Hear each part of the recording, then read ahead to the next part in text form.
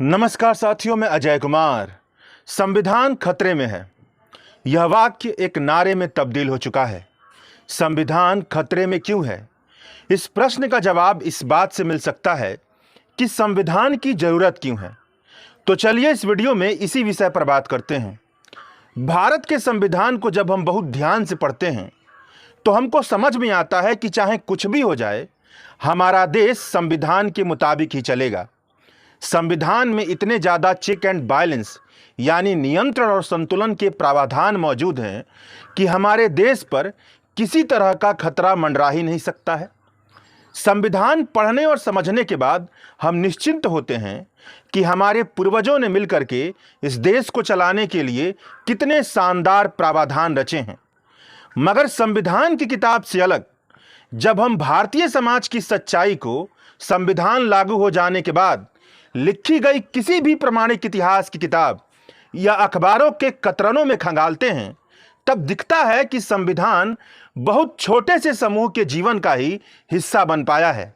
भारत की आबादी इससे अछूती रही है, जिसका नतीजा यह निकला है कि हकीकत की दुनिया में संविधान के चेक एंड बैलेंस के सारे नियम और प्रावधान कार्यपालिका, विधायिका और न्यायपालिका मतलब एग्जीक्यूटिव, लेजिस्लेचर एंड जुडिशरी द्वारा मतलब शासन, प्रशासन, सरकार और अदालतों के द्वारा बहुत बार तोड़े और मरोड़े गए हैं। साल 2014 के बाद यानी भारतीय शासन सत्ता और चुनावी राजनीति के मैदान में भाजपा के आधिपत्य के दौर के बाद ऐसा दिख रहा है कि कदम कदम पर संविधान की धज्जियां उड़ाई जा रही हैं। संविधान का निचोड़ कहता है कि अगर भारत की राजनीति, भारत की संसद आवारा होगी तो भारत की प्रशासनिक संस्थाएं उसे बचा लेंगी। मतलब जब भारतीय चुनावी राजनीति में चुनाव जीतने के लिए बम्पर पैसा खर्च होने लगे, भ्रष्टाचारी और कई तरह के गलत हथकंडों में शामिल लोग चुनावी प्रतिस्पर्धा में बाजी मारने लगे, चुनावी भाषणों में झूठ और सांप्रदायिक नफरत भरे भाषण की भाषा बोली जाने लगे, तो DM, ED, CBI, election commission जैसी प्रशासनिक संस्थाएं इस तरह के भ्रष्ट हरकतों को चुनावी राजनीति में आने नहीं देंगी, उसे बाहर कर देंगी। अगर प्रशासनिक संस्थाओं को पार करके भी भ्रष्ट चीजें आगे बढ़ती हैं तो न्यायालय इसे रोक देगा। न्यायालय को भी अगर भ्रष्ट चीजें पार कर जाती हैं तो सुप्रीम कोर्ट के पास इतनी ज्यादा शक्तियां हैं कि वह न्याय करेगा। जब न्याय होगा तो जितनी भी अनर्गल चीजें हैं वह बाहर हो जाएंगी, डगमगाता हुआ देश सही रास्ते पर चला आएगा। मगर हकीकत की दुनिया में ऐसा नहीं हो रहा है। हम देख रहे हैं कि चुनावी राजनीति और शासन सत्ता में बैठे हुए लोगों का भारतीय समाज में मौजूद अमीर लोगों के साथ इस तरह का गठबंधन बन रहा है कि उन्होंने प्रशासनिक संस्थाओं से लेकर के न्यायालय तक को अपने जेब में रख लिया है। इस पहलू को साबित करने के अनगिनत उदाहरण मौजूद हैं। एक उदाहरण तो हमारे सामने अभी हाल फिलहाल ही में दिख रहा है। प्लेसेस ऑफ वर्शिप एक्ट जैसा शानदार कानून होने के बावजूद भी मंदिर मस्जिद का सांप्रदायिक झगड़ा चलना शुरू हो गया है। कुछ समय के अंतराल के बाद कहीं ना कहीं से यह खबर आती है कि अमुक मस्जिद के नीचे मंदिर थी, मस्जिद को तोड़ा जाए। इसके बाद हिंसा उभरती है, नफरत घोला जाता है, लोग मरते हैं, पुलिस वाले घायल होते हैं और अंततः एक निरर्थक, एक बेकार और बकवास किस्म के मकसद के लिए पूरा समाज बर्बादी के आंच पर जलने के लिए छोड़ दिया जाता है। जबकि संविधान के मुताबिक सुप्रीम कोर्ट अपने केवल एक ऑर्डर से इस पूरी बर्बादी को रोकने की ताकत रखता है, मगर वहां से कोई आवाज नहीं आती है।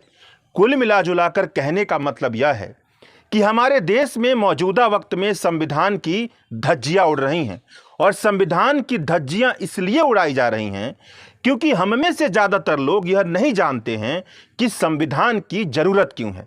इस जरूरत को एक वीडियो में बताना बहुत ही नामुमकिन है और सच्चाई तो यह भी है कि हजारों वीडियो में भी बताना बहुत नामुमकिन है। इसके लिए भारत के नागरिक होने के नाते और भारत के प्रति अपनी श्रद्धा रखने के नाते आपको खुद मेहनत करनी पड़ेगी।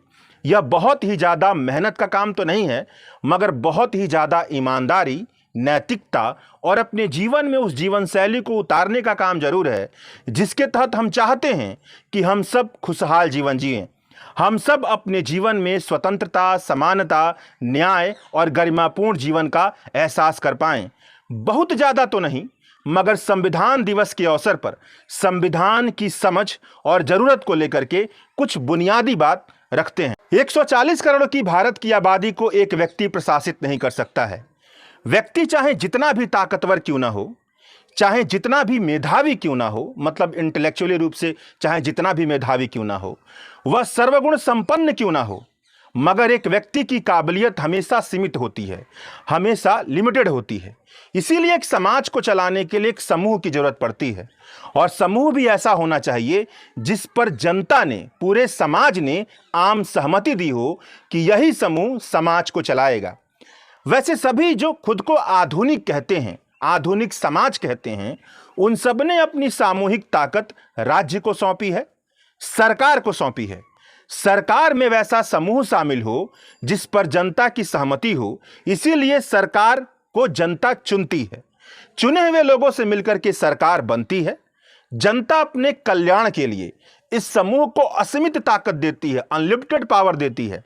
मतलब सरकार के समूह के पास असीमित ताकत होती है, बहुत ही ज्यादा ताकत होती है। क्योंकि जनता ने सरकार को चुना है, इसीलिए सरकार की ताकत को लेजिटिमेसी मिली होती है, वैधता मिली होती है। मतलब अगर सरकार चाहे तो अपनी ताकत का इस्तेमाल अपने फायदे के लिए कर सकती है, अपनी मनमर्जी से कर सकती है, जनता के खिलाफ कर सकती है, या जनता के कल्याण के लिए कर सकती है।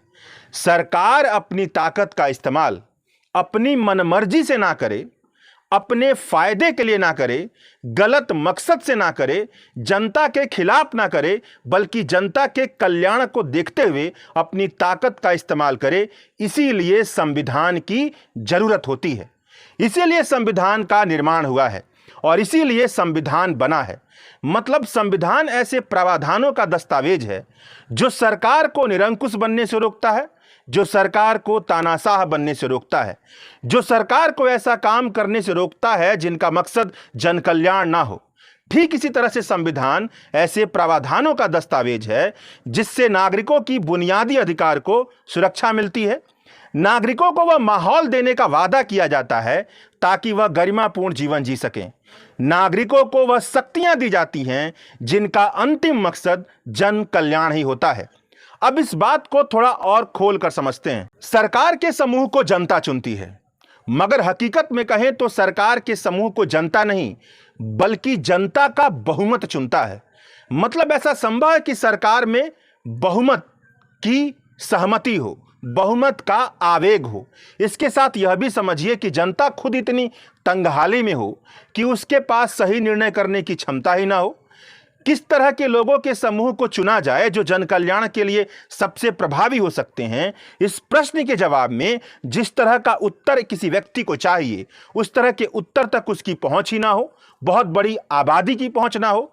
कहने का मतलब यह है कि ऐसी बहुत सारी परिस्थितियां होती हैं जिसकी वजह से लोगों का समूह जो चुना जाता है सरकार के लिए, वह जन कल्याण को तवज्जो ना देने वाला भी समूह हो सकता है। जैसे कि अंबेडकर ने बहुत महत्वपूर्ण बात कही है कि जब तक भारत में सामाजिक और आर्थिक असमानता है तब तक केवल राजनीतिक समानता दे देने भर से लोकतंत्र हासिल नहीं किया जा सकता है। मतलब जब तक बहुत ज्यादा गरीबी है, धर्म और जाति के आधार पर भेदभाव है, अमीर और गरीब के आधार पर भेदभाव है, पुरुष और स्त्री के आधार पर भेदभाव है, इस तरह के कई भेदभाव से समाज पटा है, तब तक केवल एक वोट देने भर से वैसी सरकार और राजसत्ता नहीं बन सकती है जिसका मकसद केवल और केवल जन कल्याण है। यानी बहुत जरूरी है कि नियमों का एक ऐसा पुलिंदा हो जो राजनीति, समाज, व्यक्ति, राज्य या ताकत की किसी भी तरह की सत्ता को नियंत्रित करने की क्षमता रखता हो। मतलब नियमों की एक ऐसी सत्ता होनी चाहिए जो सबसे ऊपर हो। नियमों की एक ऐसी किताब होनी चाहिए जिससे ऊपर कोई किताब ना हो, जो सबके दायरे को तय करती हो, सबको नियंत्रित करते हो। यहीं पर संविधान काम करता है और यहीं पर संविधान का उदय होता है। मतलब भारत के समाज में हिंदुओं का बहुमत है तो हो सकता है कि राज्य पर हिंदुओं का मत हावी हो जाए। भारत के समाज में अमीरों का दबदबा रहता है तो हो सकता है कि सरकार में पूंजीवादी नीतियां हावी हो जाएं। भारतीय समाज के भीतर ब्राह्मणवादी ढांचा है जातिवादी ढांचा है तो हो सकता है कि सरकार में भी ऐसा ढांचा बने जो जातिवादी और ब्राह्मणवादी हो। समाज की ऐसी प्रकृति होती है कि जिसके पास ताकत होता है वह कमजोरों का शोषण करने लगता है। तो हो सकता है कि ताकतवर लोग ही सरकार में बैठ जाएं। तो इन सारी परेशानियों से छुटकारा देने के लिए संविधान है। इन सारी परेशानियों का हल संविधान है। इसीलिए भारत के संविधान के मुताबिक भारत एक धर्मनिरपेक्ष राज्य है, जहां पर सभी धर्मों के सम्मान की बात की जाती है। धर्म में हस्तक्षेप तभी किया जाएगा जब वह जनकल्याण के विरोध में खड़े होंगे।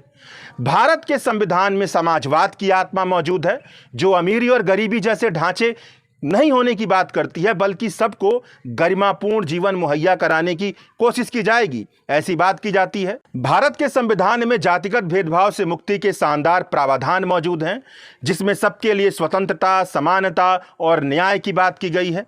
भारत के संविधान से ऐसी ताकत निकलती है जो यह बताती है कि भले ही राज सत्ता बहुमत से बनी होगी, बहुमत को हाँक कर बनाई गई होगी, जनता को हाँक कर बनाई गई होगी, जैसे मीडिया वाले जनता को हाँक करके राजसत्ता बनाते हैं, मगर फिर भी संविधान की सर्वोच्चता होने के चलते बहुमत की बनी हुई सरकार को व्यक्ति के अधिकार तक को कुचलने का अधिकार नहीं है, अल्पसंख्यक के अधिकार को कुचलने तक का अधिकार नहीं है, ऐसा कुछ भी करने का अधिकार नहीं है जो संविधान के विपरीत हो। संविधान की जरूरत के बारे में बहुत सारी बातें कही जा सकती हैं, मगर फिर भी मैं यह मानकर चलता हूं कि जितनी बातें मैंने कही हैं उससे कुछ ना कुछ तो आपके पास पहुंचा ही होगा। अब निष्कर्ष की बात करते हैं। मौजूदा समय में संविधान की जरूरत को ही खत्म किया जा रहा है, क्योंकि संविधान की जरूरत और संविधान के मुताबिक काम करने के लिए अगर कोई दबाव बना सकता है तो वह प्रशासन है, कोर्ट है, सुप्रीम कोर्ट है, मीडिया संस्थान है और नागरिकों का साझा विवेक है।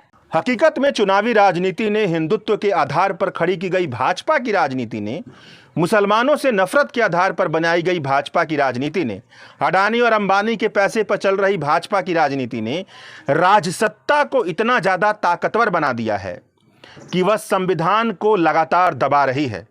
शासन प्रशासन वैसा ही काम करता है जैसा नरेंद्र मोदी और भाजपा से निर्मित शासन सत्ता चाहती है। महत्वपूर्ण मामलों पर सुप्रीम कोर्ट की व्याख्याएं भी, उसके फैसले भी और न्याय भी वैसा होता है जो भाजपा की विचारधारा को सूट करता हो। मीडिया को तो आप जानते ही हैं, मीडिया में वैसे लोग बिठा दिए गए हैं जिन्होंने अपनी पूरी जिंदगी को भाजपा के यहाँ गिरवी रख दिया है, शायद ही अपनी जिंदगी में संविधान की किताब भी पढ़ी हो, और नागरिक समाज का विवेक पूरी तरह से ध्रुवीकृत कर दिया गया है। मतलब नागरिक समाज सच देखने और कहने की बजाय बंटवारे के आधार पर बनाई गई अपनी नजरियों का शिकार बनता हुआ दिखाई दे रहा है। सत्ता अगर संविधान बर्बाद करने पर तुली है तो राहुल गांधी, अखिलेश यादव, तेजस्वी यादव, ममता बनर्जी, स्टालिन जैसे विपक्ष की जो राजनीति करने वाले लोग हैं, उन्होंने अपनी पृष्ठभूमि की वजह से, उन्होंने जिस तरह के काम अतीत में किए हैं उसकी वजह से उन्होंने अपना पूरा साख लोगों के बीच गंवा दिया है। इस तरह से शायद आप बात समझें या ना समझें, मगर हकीकत तो यही है कि भारत की जनता की जन कल्याण के लिए बना संविधान खतरे में है। शुक्रिया।